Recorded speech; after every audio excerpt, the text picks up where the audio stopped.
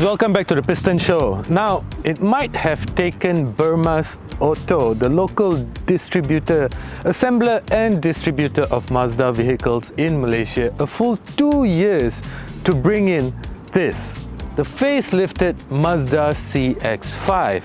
But after having driven it for a couple of weeks now, I'm glad that they did. However, this is not an all-new model. It is a facelifted model. And, well, prices for the new facelifted CX-5 start from roughly about 147,000 all the way up to perhaps about 191,000 for the top-of-the-line turbocharged variant. This is the 2.5 high. Now that basically means that it comes with two-wheel drive and it has a 2.5 litre engine, though it's just a naturally aspirated engine.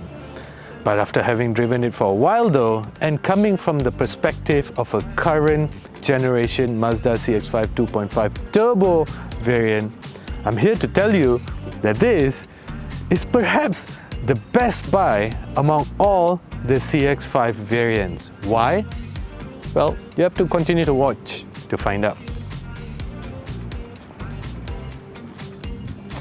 So what's new? Well, an entirely redesigned front fascia for once. You get a smaller grille, redesigned headlamps, together with this cool daytime running lamps actually. They look really nice. In fact, they look much better than the previous ones, which was starting to look a little bit dated, though they have come to define the Mazda CX-5 design. This though looks really nice. It looks more matured. Now, if you go for the 2.5 high, you also get adaptive cruise control, and the design of the emblem, well, it looks flat like this. That's because the radar is placed at the back of the front of that Mazda emblem. Generally and overall, the design looks really nice. I really like the design. It looks more clean, more proportionate, more elegant. From the sides, you get this new 19-inch wheels. They've obviously been redesigned. Now, the top of the line variant, the 2.5G, as well as the turbo, get 19-inch wheels, whereas all the other models get 17-inch wheels. And then from the back here, well, it's been updated as well to match the front. In fact, the lights do seem to have matched the front. Besides the lights though, looks somewhat the same. And of course, you get a powered tailgate, and basically everything remains the same.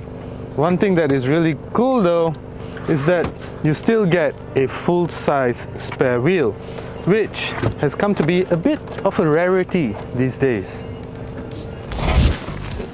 From the back, it's still the same. Well, doesn't look like there's anything new. In fact, most of the updates are outside and some updates at the front. But from the back here, it's still business as usual. And for those that didn't know, the USB port for the backseat passengers is actually placed over here. Type A USB ports. And you get your own air conditioning vents as well. However, these are better suited to cool your knees than your face. So at the front here, well, there are plenty of updates, especially for those that own the previous generation CX-5 models. They're going to look at this and maybe be jealous a bit. I know I am. Well, coming from the perspective of a 2.5 turbocharged owner, the interior somewhat looks about the same until you start delving into the details. The 2.5 high though comes with a 7-inch LCD meter panel over here that is flanked by 2 analog dials that give you the RPM, the engine temperature, as well as your fuel gauge. Now this is the same as the previous generation 2.5 turbo, and no complaints. I like it. It's very clear, very straightforward. I also like the fact that it comes with engine temperature gauge. Very old school. I sort of like that kind of things. Then one thing though, the seats have been updated, and not only updated, they are also ventilated, they're cooled. And I loved ventilated seats, especially in this hot Malaysian weather. So nothing like having cool air blown to your back on a hot day. Besides that though, you get this 8-inch screen over here that now comes with wireless Apple CarPlay. Android Auto fans, you still have to plug it in, make the shift guys. So besides that, wireless Apple CarPlay, always handy. To match the wireless Apple CarPlay, you do get a charge pad over here though. But besides all of that, the biggest update, the most significant update is shifter pedals. I don't know if you can see this, but shifter pedals guys, now the CX-5 is already a very nice car to drive. Now the G vectoring controlled Mazdas generally are very nice cars to drive. There's a reason why they call it Japanese BMWs, right? Super nice to drive. You always feel connected to the car. You always know what's happening underneath the car. Now even a tight corner, you just need to move the steering wheel just a little bit. That is part of Mazda's GVC technology. Now you just have to move very little, even though for a tight corner, which makes the car feel very agile. Now though, with shifter pedals, just takes the game, moves the game forward a little bit more. I wish I had this in my 2.5 turbo. It's just amazing. But even though in this 2.5 high, 2.5 NA, it adds further character to the car, which I really like. Besides that though, you get all of the same things as in the previous generation model. Quality feels top notch. I've had my CX-5 for about 3 years now, and I gotta say that I am starting to hear a little bit of rattles and such. I have taken it back to Burma's, they can't seem to solve it. You know, the usual buzzers and rattles, which I hate, but unfortunately has the reality of owning mass-produced cars.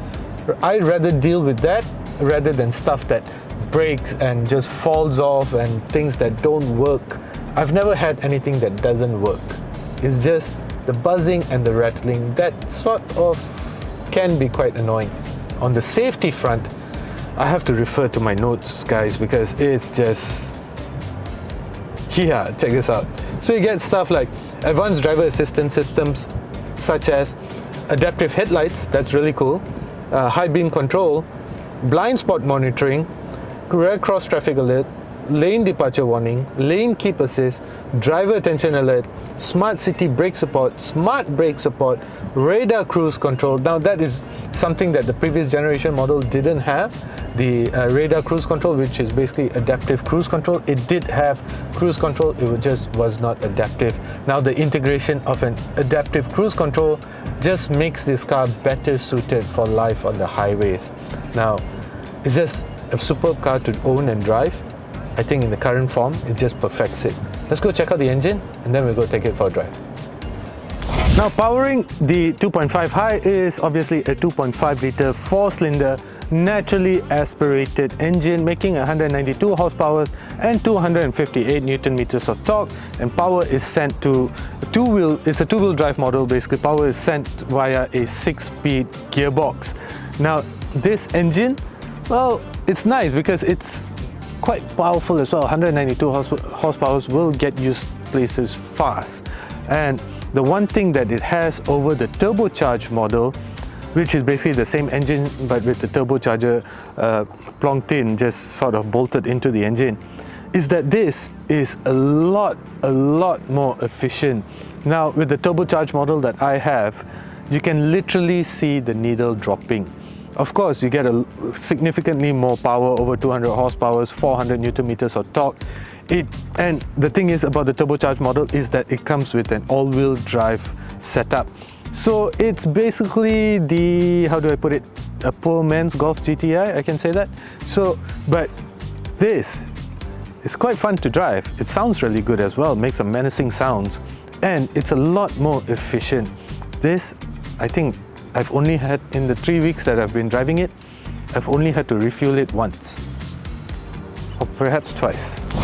Now they say a Mazda is a car that you have to drive to appreciate.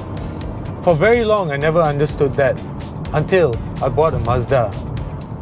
And I bought the CX-5 2.5 Turbo. And boy, what a car it was. And still is, in fact. The way it delivers power and the way it handles is unlike any other SUV in its segment.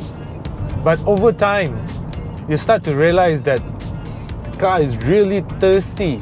And if you have a family like mine, you will start to realize that as the family grows, the car is small. Now the CX-5 is not exactly a small SUV, but inside it's quite tight. Now, driving the 2.5 high, I still feel like that the interior, obviously, as I've said, there's no real update. But driving it is still quite fun, especially in the corners, because there's very little effort. The car responds to the smallest input. But besides that, the fact that it has pedal shifters now just adds. Oops. Hey, listen to this.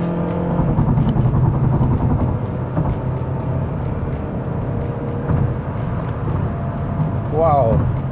This 2.5 naturally aspirated engine actually sounds really good. So I bought my 2.5 turbo during lockdown, which means that I didn't get a chance to drive it, and I didn't get a chance to actually choose my variant or the color. I have no complaints because I love my car. But had I known that the 2.5 NA is this good, I think I would have made a different choice. Let's calm down now, because this is actually quite a fun car. I'm quite surprised, to be honest. But the 2.5 high is not about being fun to drive. The 2.5 turbo is there for that. The 2.5 high, though, is for those that want everything that the turbo has to offer without the crazy fuel consumption. So yes, the 2.5 high has some very impressive fuel consumption figures. I'm doing about 8.5 kilometers per liter now. I've seen somewhere about 9.2 kilometers per liter, which, no matter which school of thought you're from, you have to admit, it's hugely impressive. But that takes me to my next point though. I just love the way this engine sounds, man. Wow. And the gearbox is really smooth and shifts really fast, but so yeah. Anyway, that takes me to my next point.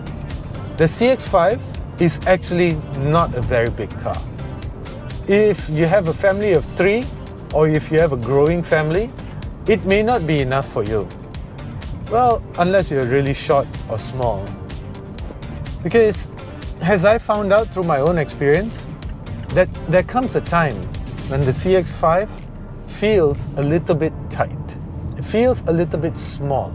Like even when you have big strollers, you're pressed for space. So that's basically just the downside of the CX-5.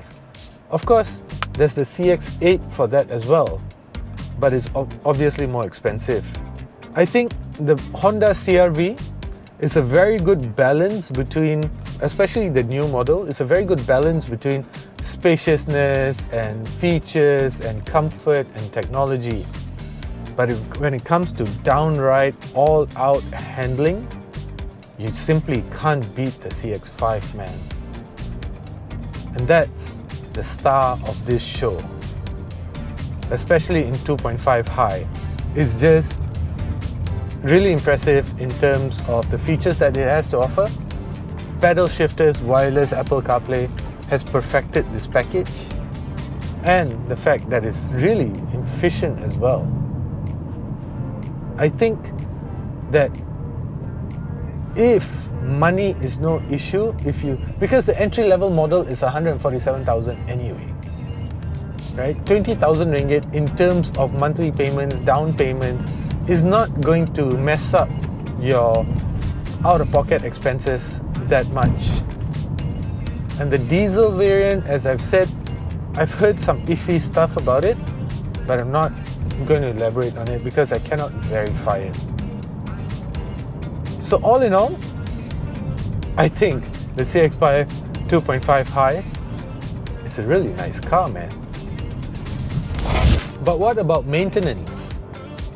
Well guys, as I said, 5 years warranty, 5 years free service, 5 years free labor too, if I'm not mistaken. 5 years. What you got to worry about? That is, of course, provided you buy brand new lah. Now, I can't say anything about the other models. In fact, I've heard some stories about the Mazda diesel variants. I can't confirm this, so I'm not going to elaborate.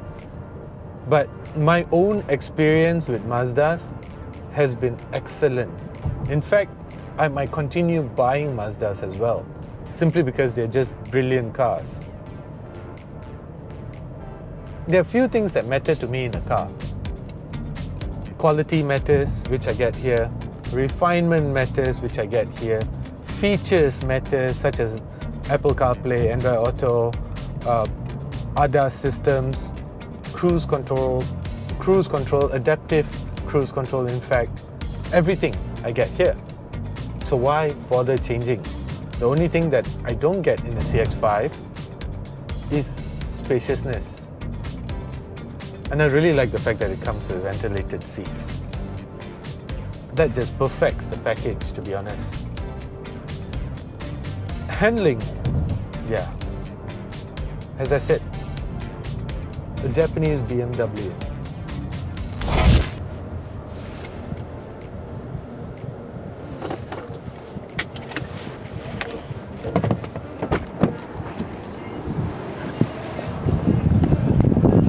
So that's it then, guys. The Mazda CX-5 2.5 High. I really like that it is a really good balance between power and efficiency. Of course, I truly appreciate the power of my turbocharged model, but as I said, it's incredibly thirsty. But I appreciate the fact that it comes with all-wheel drive.